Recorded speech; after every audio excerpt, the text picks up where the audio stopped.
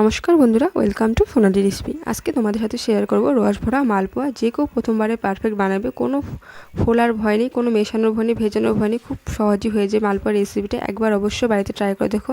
যে কেউ কিন্তু প্রথমবারে পারফেক্ট হবে, নরম তুলতুলে হবে, সবারই পছন্দ হবে। তো তার জন্য প্রথমে একটা মিক্সিং জার নিয়ে নেবে। একটা বাটির মাপ মেজারমেন্ট করে, যাতে সবার ঘরে বাটি থাকে, সেজন্য সবার সুবিধা হয় বুঝতে, সে বুঝে আমি বাটি নিয়েছি। এক বাটির অল্প কম সুজি নিয়েছি এবং তার সেই সমান পরিমাণে জল নিয়েছি। প্রথমে এই দুটোকে ভালো করে ফাইন করে পেস্ট করে নিতে হবে মসৃণভাবে, দেখতে পাচ্ছ। তারপরে একটা পাত্রের মধ্যে ঢেলে নেব।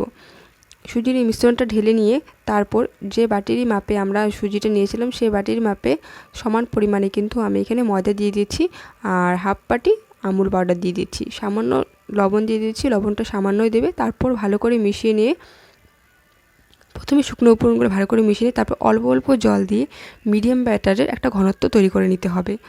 তো ভালো করে এইভাবে করে মিশিয়ে নিয়ে অল্প অল্প জল দিয়ে একটা মিডিয়াম ঘনত্বের ব্যাটার তৈরি হয়ে গেলে কিন্তু আমাদের একেবারে মালপোয়া বানানোর জন্য কিন্তু ব্যাটারটা একদম তৈরি হয়ে গেছে।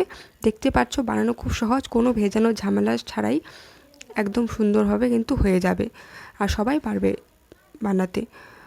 তো তারপরে কড়াইটা গরম করে নিয়েছি, তেলটা মিডিয়াম গরম করে নিয়েই কিন্তু ফ্লেমটা একেবারে লো করে নিয়েছি, তাহলে কিন্তু পাতলা পাতলা চ্যাপটা চ্যাপটা হবে। তবে তোমরা যদি ফুলকো ফুলকো খেতে যাও, তবে গ্যাসের আঁচটা মিডিয়াম করে রাখবে, তাহলে ফুলকো ফুলকো হবে। আমি দুই রকমভাবে করে দেখাবো।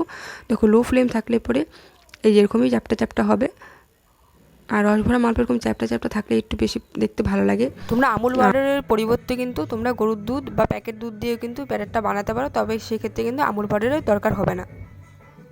তোমরা পছন্দের মতন করে বানাতে পারো।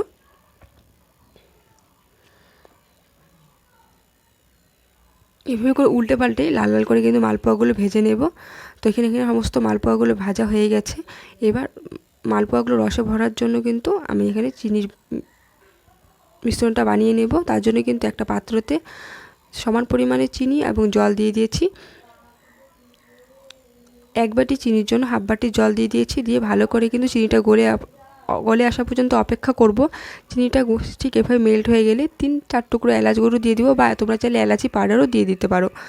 তো দিয়ে ভালো করে মিশিয়ে নিয়ে চিনির শিরার সাথেই কিন্তু চিনির শিরাটা আমাদের তৈরি হয়ে গেছে। তারপর মালপোয়াগুলো দিয়ে দেবো। এখানে ভিডিও ক্লিপটা বন্ধ হয়ে গেছিলো, তাই তোমাদের দেখাতে পারিনি।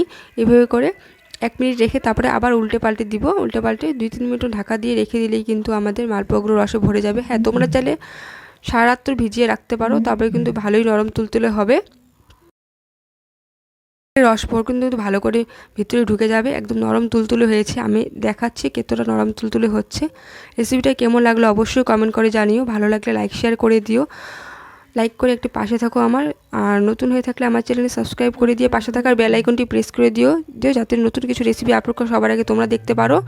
সকলে পাশে থেকো, সুস্থ থেকো, ভালো থেকো। এইভাবে আমাকে সাপোর্ট করে আমাকে এগিয়ে যেতে সাহায্য করো। ধন্যবাদ। আর অবশ্যই কিন্তু কমেন্ট করে জানিও নেক্সট রেসিপি কী দেখতে চাও, সেটাও কমেন্ট করে জানিও। আর ঈদের জন্য কিন্তু খুব সুন্দর সুন্দর রেসিপি আমি আপলোড করব, তোমরা সকলে পাশে থেকেও দেখতে পারবে। ধন্যবাদ। কেমন লাগলো অবশ্যই জানিও।